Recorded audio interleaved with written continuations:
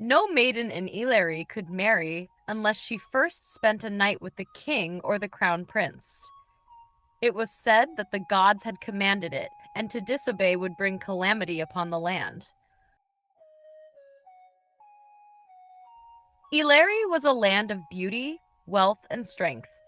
The people were hardworking, the warriors were fierce, and the women were known for their unmatched beauty. But beneath the surface of this seemingly perfect village lay a dark tradition, one that haunted every maiden and poisoned every marriage. A law had been passed many years ago. No maiden in Ilérí could marry unless she first spent a night with the king or the crown prince. It was said that the gods had commanded it, and to disobey would bring calamity upon the land. But was it truly the will of the gods? Or was it the wickedness of a king who could not control his desires? Many years ago, King Adesholah, the ruler of Ilérí, was a man of great power, but even greater greed. He had wealth, influence, and many wives, but it was never enough. One day, he set his eyes on a young maiden named Omotara. She was the daughter of a poor farmer, but her beauty was said to outshine even the king's wealthiest wives.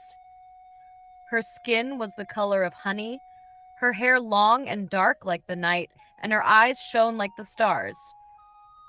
King Adesholah wanted her. He sent his guards to her father's home with an offer. "The king desires your daughter," the guard announced. "She will be his mistress, and in return, you will never know hunger again." Omotara's father trembled. To refuse the king was dangerous, but he loved his daughter dearly. "My daughter is already promised to another," he said carefully. "She is to marry Amaluapek, the weaver's son." The guard's eyes darkened. "Does she refuse the king?" "I cannot speak for her," her father said, lowering his head. "Let her speak for herself." Omotara was called before the king's messengers. She stood tall, her voice firm. "I do not wish to be a mistress, your majesty," she said. "I love another, and I wish to be his wife." The guards were silent. No one had ever refused the king before. When they brought the message back to King Adesholah, his face twisted in anger.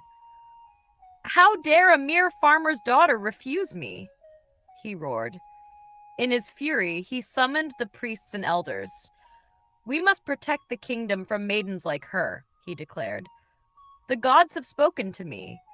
No maiden shall marry unless she first spends a night with the king or the prince. Only then will the gods bless their union." The elders exchanged uneasy glances, but no one dared to challenge him. The law was passed, and so began the suffering of the maidens of Ilérí.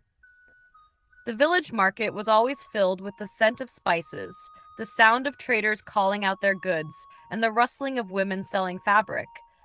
But beneath the noise, there was always one thing whispered in fear: the law.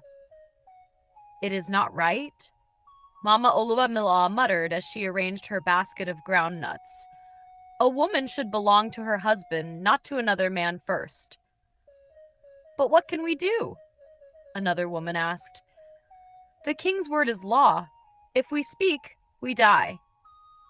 A group of young men stood nearby, their faces dark with anger. "How can I be a husband when my wife has already been touched by another?" One of them, Alaba, said bitterly. "I cannot even look my wife in the eye without remembering that another man has been with her first." "It is not just the men who suffer," Bolaji added. "The women cry on their wedding nights. They feel shame in their hearts. But speaking against the law was dangerous. Years ago, a man named Adigbaro had gathered some men to protest. The next day, his body was found floating in the river. His family was never seen again. Fear kept everyone silent.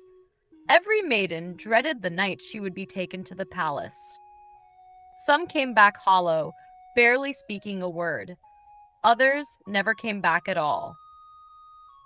Morenike had loved Dare since they were children.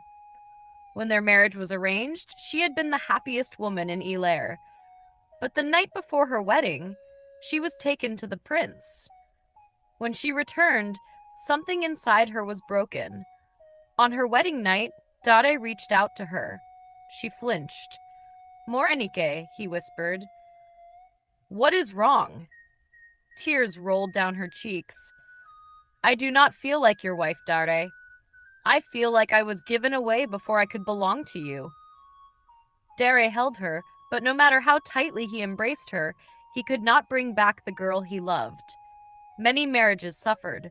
Some women could no longer love their husbands. Some men turned to other women, unable to touch their wives without feeling shame. It was a curse that no one could escape. Even worse than the suffering of the virgins was the fate of those who were not. Any maiden who was discovered not to be a virgin before her night with the prince was cast out of the village.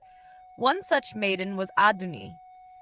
She had loved a hunter named Taiwa, and in a moment of passion, she had given herself to him before marriage.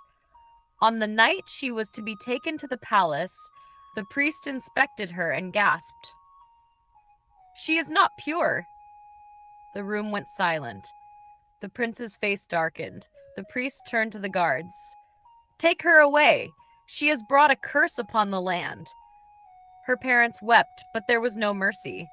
Adun was dragged to the village square. "She is impure. She must be cast out."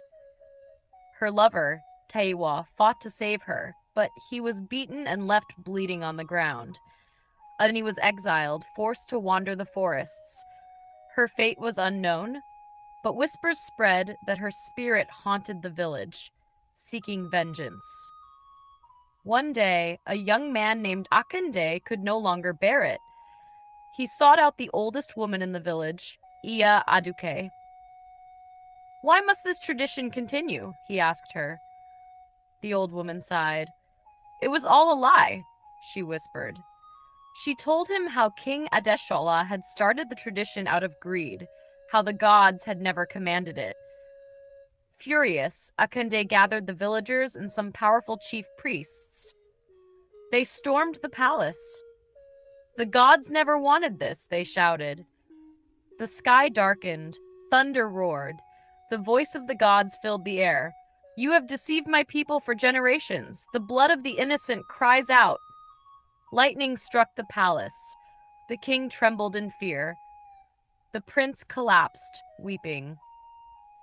"The gods have spoken," the high priest murmured. "The royal family must be cast out."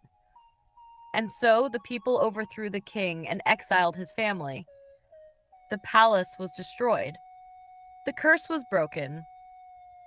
But Ilérí had to pay for its sins. The land was barren for many years. The people suffered.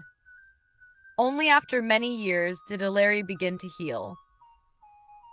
And the story of the maidens who suffered became a lesson, one that no one in Ilérí would ever forget.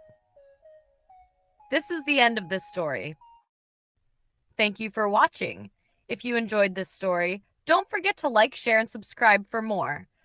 Turn on notifications so you never miss a new video. See you in the next one.